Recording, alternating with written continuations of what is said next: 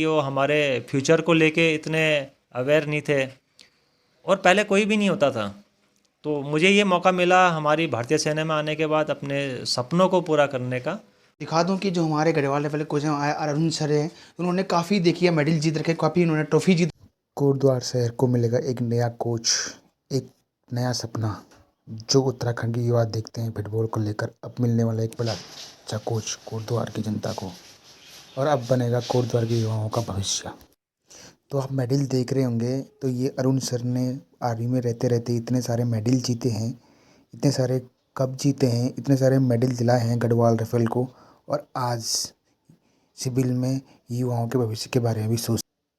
नमस्कार दोस्तों, स्वागत है आपका अजीत पहाड़ी यूट्यूब चैनल पहाड़ साहब सबको मेरा प्यार भरा नमस्कार। और आज मैं आपको इस ऐसे शख्स से मिलाने वाला हूं जो कि एक फुटबॉल के बारे में उनका एक क्रेज़ है, जो फुटबॉल के जो कोच हैं यहाँ पर, जो कि गढ़वाल राइफल के कोच भी हैं, और आज जो हमारे कोटद्वार के युवाओं के बारे में वो इतना कुछ सोचते हैं, युवाओं के लिए कुछ करना सोचते हैं, कुछ करना है उनके लिए, कुछ अच्छा सा किया जाए उन बच्चों के लिए। तो आइए जानते हैं आज सर से ही उनकी मुँह जवानी सुनते हैं कि वो फुटबॉल को लेकर किस तरीके से बच्चों के लिए वो ध्यान देते हैं। आइए चलिए सर से मिलते हैं और सर से जानते हैं कि सर ने इंडियन आर्मी ज्वाइन कब करी थी, उन्होंने स्पोर्ट्स को लेकर जो फुटबॉल का उनका जो क्रेज़ है फुटबॉल के लिए, उनकी रुचि है जो फुटबॉल में, तो सर से जानते हैं कि उन्होंने कब से फुटबॉल गेम खेलना शुरू किया था और किस तरीके से वो भर्ती हुए थे। तो आइए सर से मिलते हैं। सर को पहले तो मेरा प्रणाम सर। नमस्कार। सर का शुभ नाम जानते हैं? मेरा नाम अरुण नेगी है और मैं कोटद्वार झंडी चौड़ का निवासी हूँ। और 8 अप्रैल 1999 को मैंने भारतीय सेना के गढ़वाल राइफल में ज्वाइनिंग की थी। और पहले से ही एक स्कूल टाइम से ही मेरा सपना था कि मैं फ़ुटबॉल खेलूं। तो ग्रामीण परिवेश में संसाधनों का अभाव था, कोचेज़ का पता नहीं था, पारिवारिक जिम्मेदारियां माता पिता पे इतनी थी कि वो हमारे फ्यूचर को लेके इतने अवेयर नहीं थे और पहले कोई भी नहीं होता था। तो मुझे ये मौका मिला हमारी भारतीय सेना में आने के बाद अपने सपनों को पूरा करने का। और मेरे को 2000 में अंडर 21 नेशनल की जो टीम हमारी क्लोज थी आर्मी की, उसमें जाने का सौभाग्य मिला मुझे। और मेरा जो बोलो तो फुटबॉल की जर्नी वहाँ से शुरू हुई थी। सन 2000 से लेकर 2012 तक मैंने 7 बार आर्मी चैम्पियनशिप में भारतीय सेना गढ़वाल राइफल का प्रतिनिधित्व किया। 2013 में 2003 में मैंने भारतीय सेना में जो हमारी सर्वोच्च टीम है आर्मी ग्रीन, उसका प्रतिनिधित्व किया और आफ्टर ऑल मुझे सिल्वर मेडल प्राप्त हुआ। 2013 में मुझे मौका मिला हमारे उत्तराखंड से संतोष ट्रॉफी खेलने का। और 2016 में मुझे संतोष ट्रॉफी, अपने उत्तराखंड संतोष ट्रॉफी टीम का जो सीनियर नेशनल है उसका हेड कोच होने का सौभाग्य प्राप्त हुआ। उसके लिए मैं धन्यवाद देना चाहता हूं अपने Uttarakhand football association, district football association, और हमारे जो सचिव हैं श्री सुनील अवसर का, और हमारे जो पूर्व उत्तराखंड फुटबॉल एसोसिएशन के सचिव हैं श्री अख्तर अली सर, उनका मैं धन्यवाद दूंगा। 2014-15 में मैंने एनआईएस किया था, जो डिप्लोमा होता है फुटबॉल के लिए, जो कुछ शर्तें होती हैं एक कोच बनने के लिए, पटियाला से, जो कि एशिया का सबसे बड़ा इंस्टीट्यूट भी माना जाता है, कि जहाँ पे काफ़ी बच्चे एक साथ एक क्लास लेते हैं। बहुत 250, लगभग 250 बच्चे एक टाइम में एक साथ वहाँ पे क्लास अटेंड करते हैं। जी। और उसके बाद 2017 में मैंने प्रोफेशनल कोर्स की तरफ अपना मूव किया था। जैसे अभी डी लाइसेंस जो ऑल इंडिया फुटबॉल फेडरेशन के तत्वाधान में होता है, और सी लाइसेंस होता है जो हमारा एशियन कॉन्फेडरेशन फुटबॉल, हमारा एशियन फुटबॉल कॉन्फेडरेशन के अंडर में होता है। जी सर। उसके बाद 2020 में मैंने ऑनलाइन कोर्सेज हुए थे कोविड के टाइम पे, फीफा हाइजीनिंग ऑफिसर का कोर्स किया। 2021 में मुझे महसूस हुआ कि एक कोच होने के लिए प्लेयर स्काउटिंग का कोर्स होना बहुत ज़रूरी है, कि हम हर पोजीशन के प्लेयर को हम किस प्रकार से उसका चयन करें, गोलकीपर है उसका किस प्रकार से चयन करें, डिफेंडर है उसका किस प्रकार से चयन करें, स्ट्राइकर है उसका किस प्रकार से चयन होना चाहिए। तो उसके लिए कुछ कोर्सेज बनाए गए हैं, जो हमारे इंटरनेशनल लेवल पे जितने भी कोर्सेज होते हैं उनके लिए चयन किया गया है हर कोर्स का। तो इस प्लेयर स्काउटिंग का मैंने कोर्स करने का मुझे मौका मिला। 2022 में साइकोलॉजिस्ट डैन इब्राहिम सर हैं, उनके अंडर में मैंने साइकोलॉजी का कोर्स किया।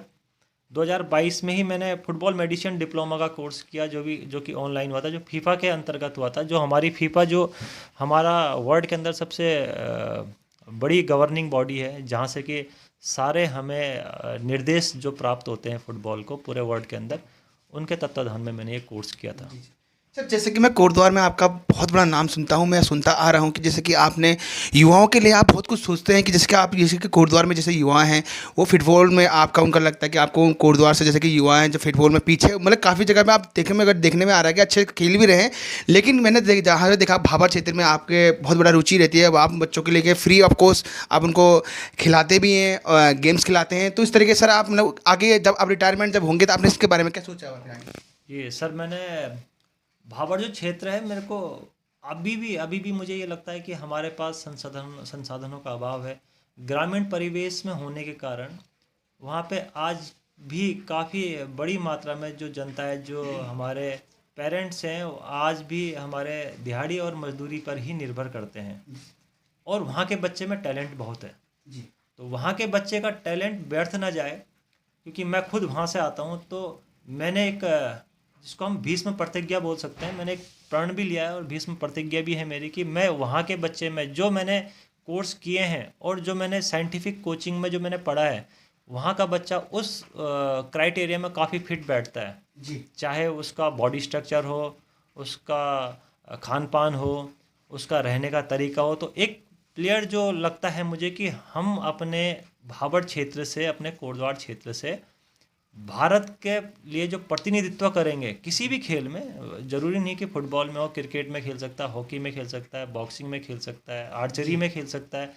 और आपके चैनल के माध्यम से मैं सभी दर्शकों को बताना चाहता हूँ कि जो हमारे स्टेडियम में श्री ढुकलान जी हैं, जो कि डिप्टी डीएसओ प्रभार में हैं, आर्चरी के इंटरनेशनल प्लेयर और इंटरनेशनल कोच हैं। जी हॉकी के जो कोच हैं हमारे कोटद्वार फुटबॉल स्पोर्ट्स स्टेडियम में, स्वर्गीय शशिधर भट्ट जी के नाम से जो है, जी सर वहाँ पे जो हॉकी के कोच हैं वो इंटरनेशनल प्लेयर हैं।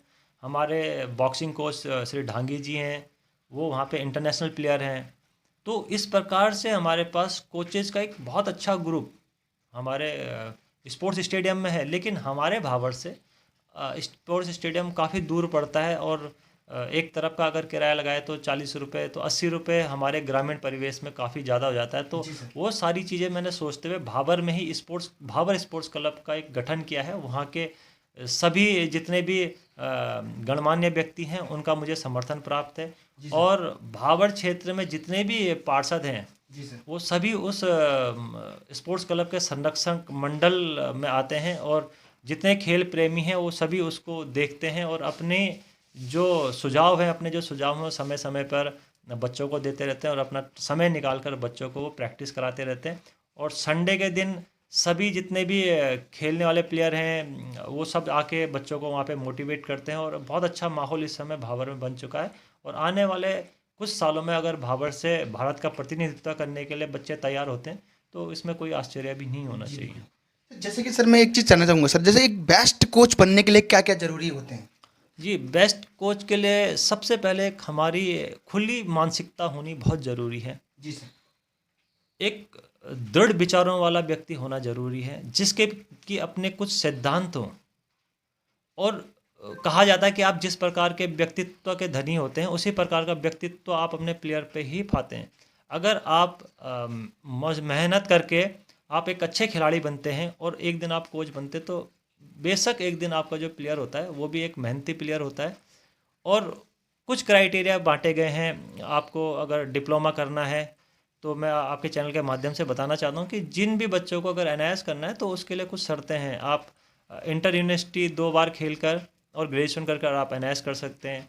आप संतोष ट्रॉफी खेलकर ग्रेजुएशन किया है तो आप एनआईएस कर सकते हैं। तो एलएनआईपी में भी आप जा सकते हैं। एलएनआईपी भी एक बहुत अच्छा है जो कि ग्वालियर में हमारा स्थित है। वहाँ पे फिजिकल एजुकेशन का बहुत अच्छा हब है, आप वहाँ से कोर्स कर सकते हैं। और साथ साथ में अपने आप को एजुकेट करने के लिए आप तमाम प्रकार के कोर्स हमारे भारत सरकार कार्यक्रम चलाती रहती है, उसके माध्यम से भी आप कोर्सेज करो तो आप एक बेहतर कोच बन सकते हो। और कोच बनने के लिए बेहतर एजुकेशन का होना बहुत ज़रूरी है। जी बिल्कुल सर, एक चीज़ और एक लास्ट क्वेश्चन है मेरा कि सर एक कोटद्वार का अगर सुनहरा भविष्य का अगर हम फुटबॉल को लेकर चलें तो फुटबॉल में काफ़ी बच्चे खेलते हैं यहाँ पर, और जैसे मैं देखता हूँ कि स्टेट लेवल तक ही सीमित रहते हैं, उनको नेशनल वगैरह या नहीं जा पाते हैं, तो उनके लिए क्या कहना है आपका?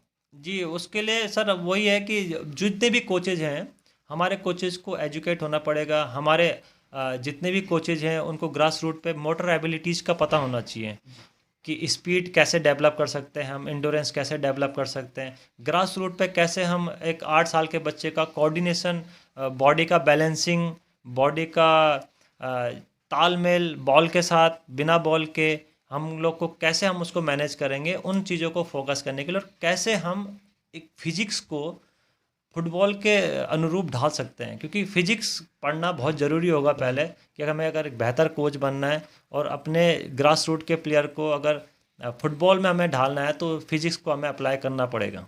जी, जैसे कि सर आप अभी आर्मी में फुटबॉल कोच हैं, तो मुझे लगता है कि एक हमारे कोटद्वार का एक सुनहरे भविष्य का, अगर कोटद्वार के युवा अगर सुनहरा भविष्य बनाना चाहते हैं, तो एक बेस्ट कोच आप अगर सिविल में बन सकते हैं तो एक बेस्ट कोच बन सकते हैं कोटद्वार के भविष्य के लिए। और कोटद्वार के युवा आपके ऊपर अपने भविष्य देखते हैं। मुझे लगता है जहाँ तक कि अगर आप जैसे कि एक कोच हमें कोटद्वार में मिल जाए तो कोटद्वार के बच्चों का भविष्य बन सकता है। और आज मैं जो कहता हूँ कि कोटद्वार के बच्चे स्टेट लेवल तक खेलते हैं, मैं सोचता हूँ कि नेशनल और इंडिया लेवल भी खेलेंगे, एक दिन पूरा विश्व कप खेलेंगे। ज़रूर। देखिए अभी जो नेक्स्ट अभी वर्ल्ड कप होगा 2026 का वर्ल्ड कप है, तो उसमें फीफा ने ये क्लियर किया है कि अभी हम 48 टीम्स को वो लोग उसमें परमिशन देंगे खेलने के लिए। तो 2026 में इंडिया वर्ल्ड कप खेलेगा। 2047 का रोड मैप लेके हमारा ऑल इंडिया फुटबॉल फेडरेशन चल रहा है 2047 का। लेकिन मुझे ये आशा है कि जिस हिसाब से हमारे देश के अंदर ग्रास रूट पे काम हो रहा है, हमारे देश के अंदर ग्रास रूट पे जो कोचेस तैयार हो रहे हैं, हमारे देश के अंदर ग्रास रूट पे जो इंफ्रास्ट्रक्चर तैयार हो रहे हैं। मैं TFA गया था, टाटा फुटबॉल एकेडमी गया था, वहाँ पे जो मैंने इंफ्रास्ट्रक्चर देखा, बेंगलोर FC का बेंगलोर में मैंने इंफ्रास्ट्रक्चर देखा, वहाँ के कोचेस से जब बात की, तो उस लेवल पे जो काम हो रहा है, तो बेशक हमारा आने वाला जो भविष्य है वो भारत ज़रूर एक दिन वर्ल्ड कप खेलेगा। और मैं आशा ये भी करता हूँ कि हमारे कोटद्वार का बच्चा भी भारतीय टीम का हिस्सा होगा एक दिन, जिस दिन भारत वर्ल्ड कप खेलेगा। उसके लिए हम सबको प्रयासरत रहना पड़ेगा, हम सबको एकजुट होना पड़ेगा। संकीर्ण मानसिकता को छोड़कर हमें खुले विचारों से खुले मंच पे आकर बच्चों के कंधे से कंधा मिलाकर चलना पड़ेगा। एक अच्छा कोच, अच्छा व्यक्ति हमें बनना पड़ेगा। जी, जैसे कि सर सरकार कहती है कि इंडिया मतलब गोल्ड मेडल, मतलब हम गोल्ड मेडल नहीं लेके आ सकते, गोल्ड जैसे गांव के बच्चों को, अगर मैं सोचता हूं कि अगर गांव के गर्ल्स या बॉयज़ को दोनों को अगर मौका दिया जाए तो वो गोल्ड मेडल लेके आ सकते हैं, अगर उनको एक बार दिशा और फील्ड देने की ज़रूरत है। ज़रूर सर। अगर आप मैं भी अपने जब मैं पुश्तैनी गांव गया था, मैंने वहाँ के बच्चों को देखा स्कूल जाते समय, तो आप यकीन मानिए मैंने जब उन बच्चों से बात की तो वो कोई 6 किलोमीटर पैदल जाकर स्कूल जाता है। एक बच्चा जो अंडर 15 हो, अंडर 14 हो, वो 12 किलोमीटर रोज़ पैदल चल रहा हो स्कूल जाने के लिए। आप सोचिए कि उसकी फिजिकल फिटनेस कितनी अच्छी होगी। अगर उसे एक बेहतर कोच वहाँ पे मिल जाए, अगर उसे पूर्ण संसाधन हम उसे वहाँ पे मुहैया करा दें, तो वो एक बेहतर प्लेयर बन सकता है। और इस दिशा में भी मैं अपने आप को देखता हूँ कि मैं अपने पौराणिक गांव से भी इस चीज़ को शुरू करूँगा। वहाँ पे जितने भी जनप्रतिनिधि हैं उनसे भी मैं बात करूँगा, ताकि वहाँ पर हम लोग कर सकें। मैं देवी खेत जो कि द्वारिखाल ब्लॉक में है, यमकेश्वर विधानसभा क्षेत्र में आता है, तो देवी खेत इंटर कॉलेज में मैं स्वयं गया था। तो वहाँ पे तकरीबन 150 से 200 मीटर लंबा जो ग्राउंड है, और वो फुटबॉल के लिए काफ़ी पर्याप्त है। उसमें एथलेटिक्स भी हो सकती है, वॉलीबॉल भी हो सकता है। तो जल्द ही वहाँ पे आफ्टर रिटायरमेंट 3 साल बाद जब मैं जाऊँगा तो इस चीज़ को लेके मैं काम करूँगा। और हमारे जो बाकी कोचेज हैं वो भी मुझे पूर्ण रूप से सहयोग करेंगे। हमारे एक नवीन कंडवाल सर हैं जो यमकेश्वर ब्लॉक से ही आते हैं, और काफ़ी माना हुआ नाम है उनका दिल्ली में, मध्य प्रदेश पुलिस टीम के वो लगातार 6 साल कोच रहे थे, और काफ़ी उनका बड़ा नाम है पूरे भारतवर्ष में। तो उनसे ही मेरी बात हुई है, तो वो उन्होंने शहर से मेरा आवेदन भी स्वीकार किया कि वो मेरे से कंधा मिलाकर हम लोग वहाँ पे साथ में काम करेंगे। बहुत बहुत धन्यवाद सर, आपसे मिलकर बहुत अच्छा लगा। तो ये थी आज जो कहानी मैंने आपको सुनाई, जो कहानी आपने देखा हुआ, ये थी श्री अरुण नेगी जी की कहानी, जो कि गढ़वाल राइफल के कोच हैं। और उन्होंने अपनी बात, अपनी जो विचार थे, उन्होंने युवाओं के प्रति जो उनका अपना एक विचार है वो आपके सामने रखे हैं। तो अगर आपको विचार अच्छे लगे होंगे, एक बेस्ट कोच बनने का विचार आपको अच्छे लगे होंगे, तो चैनल को लाइक करना, शेयर करना, कमेंट करना और सब्सक्राइब भी कर देना। तो दोस्तों आज की वीडियो को ही समाप्त करते हैं। जय हिंद, जय भारत, जय उत्तराखंड।